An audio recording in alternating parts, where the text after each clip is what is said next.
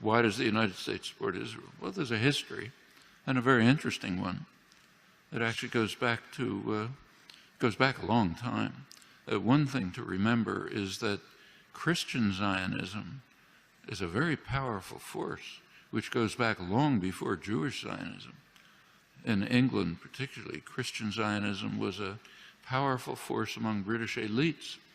It's part of the motivation for the Balfour Declaration and for Britain's support for Jewish colonization of Israel. Remember, the Bible said, and that's a big part of British elite culture. Same in the United States. Woodrow Wilson was a devout Christian who read the Bible every day. So did Harry Truman. In the Roosevelt administration, one of the leading officials, Harold Ickes, once described the return of the Jews to Palestine as the greatest event in history. It's realizing the lesson of the Bible. These are deeply religious countries in which the biblical commands, so-called, are taken quite literally. Also, this is just part of colonization. This is the last phase of European colonization. And notice that the countries that are most strongly in support of Israel are not just the United States. It's the United States, Australia, and Canada, the offshoots of England, Anglosphere sometimes called, unusual forms of imperialism.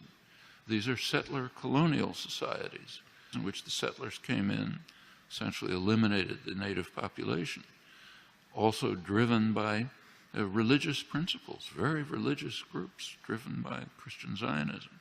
Those are major cultural factors. There are also significant geostrategic factors. You go back to 1948, there was actually a split between the State Department and the Pentagon in the United States over how to react to the new state of Israel. The State Department was not committed strongly to Israeli conquests, the establishment of the state, and was concerned about the refugees. It wanted an implementation of the refugee problem.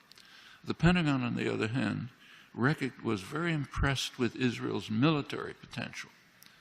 The Israeli military successes, if you look back at the internal record and declassified, the Joint Chiefs of Staff described Israel as the second largest military force in the region after Turkey and a potential base for U.S. power in the region. That continued. Can't run through the whole record, but in 1958, when there was a serious crisis in the region, Israel was the only state that strongly cooperated with Britain and the United States, and it won plenty of support from the governments and the military for that reason. 1967 is when the current relations with Israel were pretty much established. Israel performed a major service to the United States by destroying a secular Arab nationalism, a major enemy of the United States, and supporting radical Islam, which the U.S. supported. And it continues right until the present. Right now, we saw an example of that just during the latest Gaza attack. You recall that at one point, Israel began to run out of munitions during the assault, despite the fact that it's armed to the teeth.